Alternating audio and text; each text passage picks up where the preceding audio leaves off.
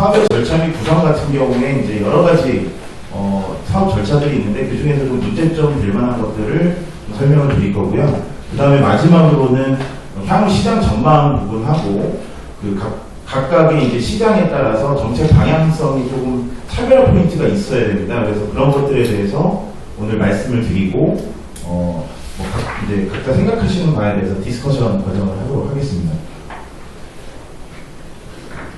예, 우선 저희 회사 소개는 간단하게 18년도에 창업을 해서 현재까지 지금 태양광 관련된 사업을 하고 있고요. 주요 사업은 18년도, 19년도에는 육상 태양광을 주로 했는데 아무래도 여러 가지 문제가 많다 보니까 이제 현재는 지붕 태양광 관련된 사업을 주로 하고 있다라고 정도만 우선 말씀드리겠습니다. 그리고 저희 회사 같은 경우에는 태양광뿐만이 아니라 에너지 세이빙 관련된 전반적인 것까지 저희가 회사 사업 영역으로 가져가고 있습니다. 우선은 저희가 진행하는 주요 사업은 태양광 신재생 에너지 생산 분야 중에 태양광 발전 사업을 저희가 개발하고 시공하고 운영 관리를 하는 사업을 하고 있고요. 그 다음에 저희가 그 기술연구소 통해 가지고 태양광 발전소 관련된 R&D를 또 진행을 하고 있습니다. 그리고 이제 저희가 에너지 사업의 전반적인 걸 다루다 보니까 저희 같은 경우에는 실제 그 에너지를 생산하는 것은 여러 가지 에너지원들이 있지만 소비하는 거는 대부분 전동기나 이런 쪽 그 부하 설비들이 많이 전기 에너지를 소비하고 있거든요. 그래서 전동기 관련된 고효율 개발 사업들을 또 추진을 하고 있습니다. 그에 따라서 밑에 보시는 NCS 솔루션이라는 게 있는데요. 그에 따른 여러 가지 설계 시뮬레이션이나 엔지니어링 사업도 경하고 있는 회사라고 생각하시면 될 것 같습니다. 저희 회사 연역은 대부분 벤처기업이 밟고 있는 전철을 잘 밟고 있고요. 관련된 인증이라든지 협약이라든지 그런 것들은 충분히 지금 잘 진행을 하고 있다라고 보시면 될 것 같습니다. 그래서 간단하게 넘어가겠습니다. 저희 회사 같은 경우에는 이제 아까 말씀드린 대로 2018년도에서는 저희가 육상태양광 사업을 많이 했었고요. 19년도 하반기 들어서부터는 저희가 공장 지붕의 태양광 사업들을 진행을 했었는데요. 여기 보시는 사업들은 저희가 18, 19년도에 주로 했었던 육상 태양광하고 이제 저희가 신규 사업으로 이제 20년도부터 준공을 시작하고 있는 지붕 태양광 일부가 이제 전국적으로 이제 진행을 했었다고 보시면 될 것 같습니다. 그래서 이렇게 지역적으로 좀 표시를 해봤습니다. 그리고 그 중에서 이제 저희 회사가 가장 크게 했었던 거는 오히려 육상 태양광이 아니고 저희가 동북제강 강진 공장의 지붕형 태양광을 크게 했었거든요. 그래서 보시는 것처럼 이제 강진 동북 1호에서 7호 해가지고 13메가와트 정도 굉장히 큰 설비인데 그 사업이 이제 주 사업이 된다고 보시면 될 것 같습니다.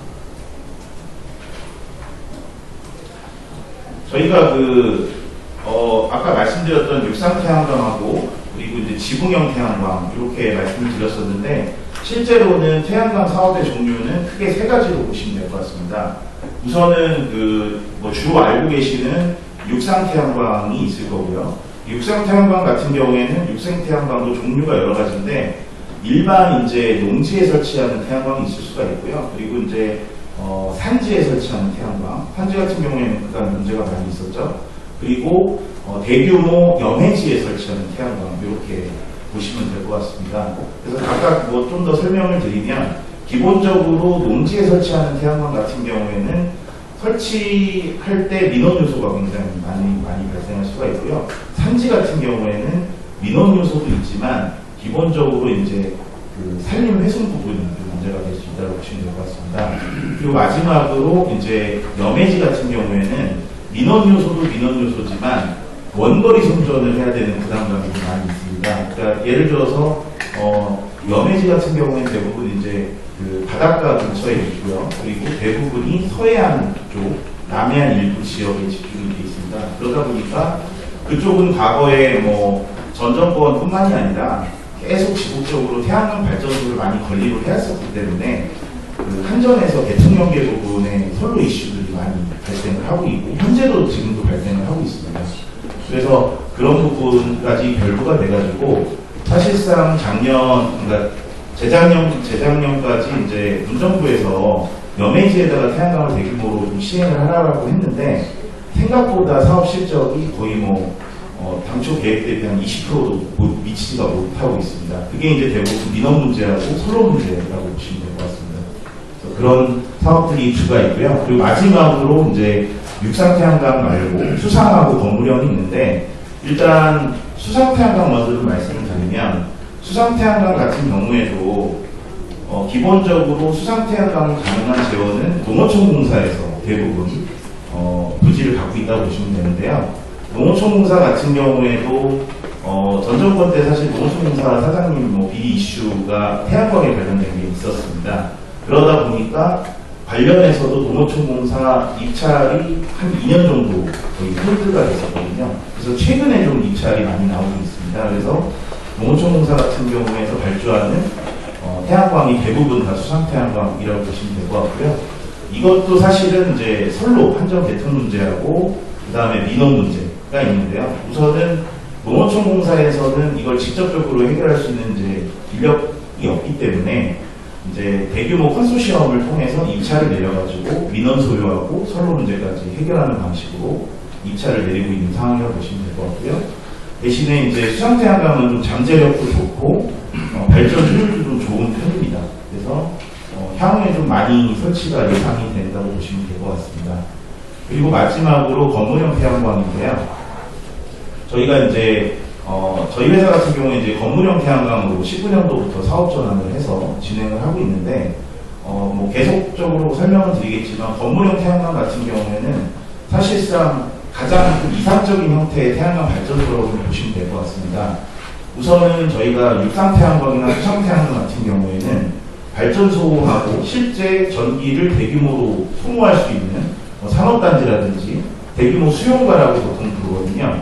산업단지나 대규모 신도시 이런 쪽에 이제 원거리 송전을 해야 됩니다. 그러니까 말하자면은 저희가 철탑 때문에 민원도 많고 하잖아요. 그런 이제 송전선로를 새로 확보를 해야 되는 부분이 있는데요. 그 건물형 태양광 같은 경우에는 기본적으로 그 공장 지붕 위나 건물 지붕 위에 설치를 하기 때문에 설치한 전기는 즉시 그 공장 내부로 소모가 된다고 보시면 될 것 같습니다. 거의 대부분이 소모가 되거든요. 그래서 그런 부분이 결국에는 원거리 송전도 불필요해지고, 그리고 민원 소요도 없습니다. 전체적으로. 왜냐하면 공장지대에 태양광 설치하는 거는 기본적으로 민원 소요가 발생하기가 매우 거의 없는 상황이라고 보시면 될 것 같거든요. 그래서 그런 것들이 좀 장점이다 보니까 최근에 이제 건물형 태양광을 하고 있다라고 보시면 될 것 같고요. 저희 회사도 좀 미리 일찍 19년도부터 건물형 태양광 쪽으로 사업을 진행하고 있었다라고 생각하시면 될 것 같습니다. 그 다음에 이제 다 아시는 용어가 됐는데요. 아리백이라고 해서 보통 이제 아리백 같은 경우에는 국내 기업들 중에 중소기업들은 크게 해당은 안 되고요. 수출 기업들에 보통 해당이 된다고 보시면 되는데, 수출 기업 중에서도 이제 대부분 우리가 알고 있는 대기업들은 아리백 사업에 지금 동참을 하고 있는데, 이 아리백 사업 같은 경우에는 사실은 이제 생각보다 빨리 오고 있습니다. 왜냐면 글로벌 이제 그 바이어들이 대부분 너네들이 제품 생산을 하면 거기에 신재생 에너지를 몇 퍼센테이지로 사용을 해서 전력을 사용을 해서 발전을 해서 제품을 만들었느냐, 이런 것들에 대한 인증 이슈들이 계속 나오고 있습니다.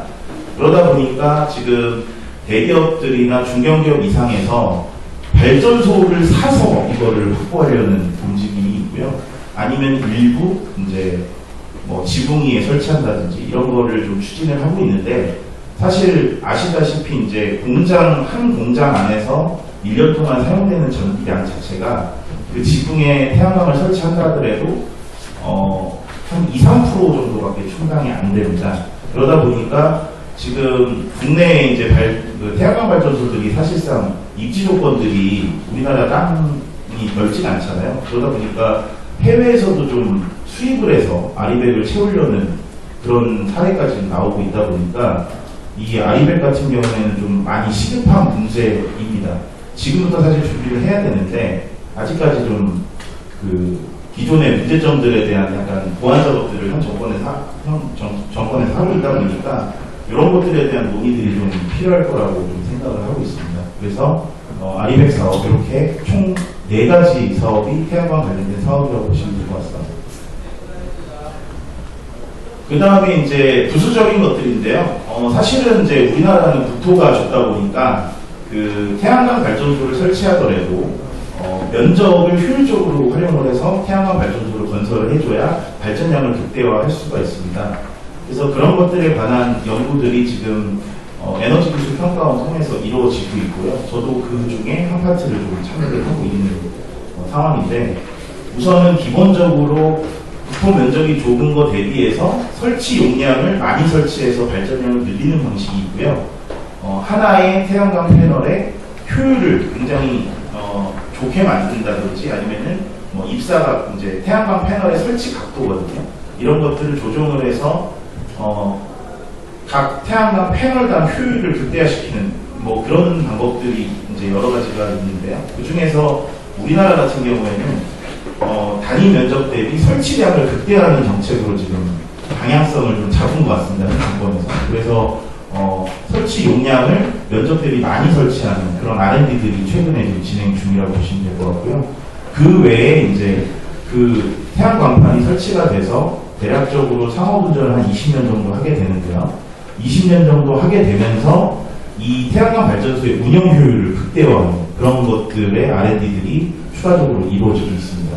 근데 이제 기본적으로는 운영 효율을 극대화한다는 것은 여러분들이 뭐 일반적으로 생각하시는 뭐 태양광 패널을 이제 첨부한다든지 뭐 이런 것들이 있을 수도 있는데, 지금은 이제 여러 가지 알고리즘들이 많이 발달하다 보니까 기본적으로 태양광 패널에 이제 DC 직류가 발생을 하면요, 이거를 모으는 장치가 이제 접속반이나 인버터가 되는데요.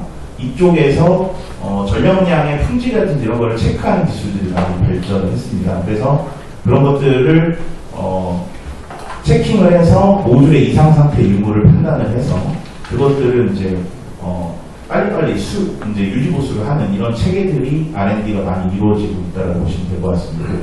그 외에는 이제 뭐 여러 가지 방식들이 있는데요. 아직까지는 이제 경제성 문제라든지 그런 것 때문에 R&D 단계에 머무는 게 있고, 실질적으로는 주기적인 에너지 진단을 해서 유지 보수를 하는 쪽에 이제 포커스가 좀 맞춰져 있다고 보시면 될 것 같습니다.